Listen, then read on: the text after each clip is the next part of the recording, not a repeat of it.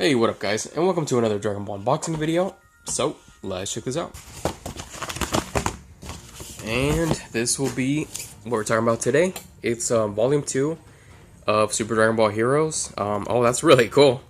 Forgot what that form is called. Well, if it is the one I'm thinking of. So this is the Ultra God Mission, Volume 2.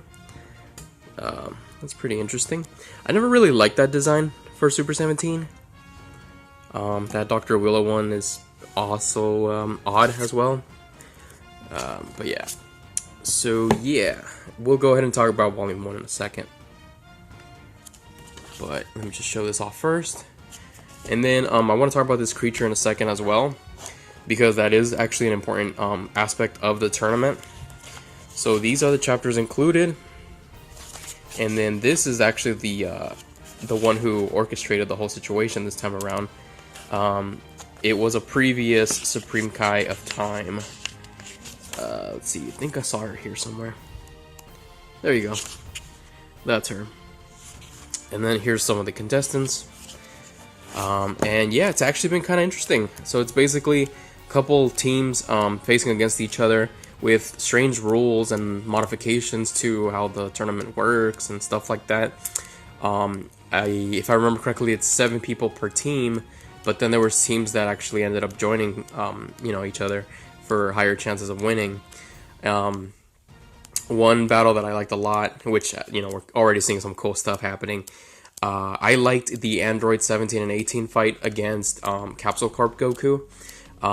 That was a neat idea because it's 17 and 18 from a different timeline where it looks like they were the ones who actually destroyed the whole planet, well, the Earthlings, and no one else was able to oppose them. And anyone that they actually did fight, no one was able to go Super Saiyan in their timeline. So they fight, that Super Saiyan Blue version of him, and he actually kind of struggles a little bit. And so the Zeno Goku also appears and helps him out. Then you also had Jiren versus Broly, but it's the one from movie 8. And you could just kind of like hand wave like how it makes sense, because like, oh wait, these characters shouldn't be near in power, but there's just multiple timelines and dimensions and all kinds of different things could have happened in the reality, so that could explain why they could be comparable. Here is another phase of the tournament. So this is just going to continue off what that was, and I think in total there's 3 books.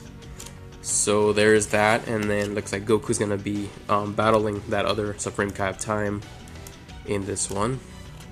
And I mean, I will say too, like, it's been enjoyable. The problem is, and it's not just like before how I was thinking like there's just so many fights. That's definitely an aspect about it, but more than that, it's like they don't really have time to breathe. It looks like a lot of fights just begin, they start another fight, different characters, then you go back to that original fight and it's done. Like, you don't really get to stay with the characters fighting all that long, and that's definitely not what you want when you're reading Dragon Ball stuff. But overall, it is kind of fun seeing these characters interact and all that. The other thing too is I wish they had more of a sense of who the main character is, or characters. It can't be just the whole team and like you just scatter around. Sometimes it's Goku, sometimes it's Vegeta. You need to kind of have, for example, like Gohan being the leader in the Tournament of Power. It should be the focus on him and how he feels about the situations, and of course you see the other characters fight, but ultimately he's got to be the one. How do I say, like, cluing in the audience to how it's going, and that's definitely what this is missing out on.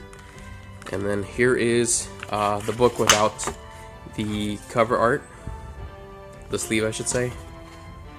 But yeah, that is that. Okay, so I put it back now. The other thing I wanted to mention was that I do like the random opponents that they might have that are not part of a team.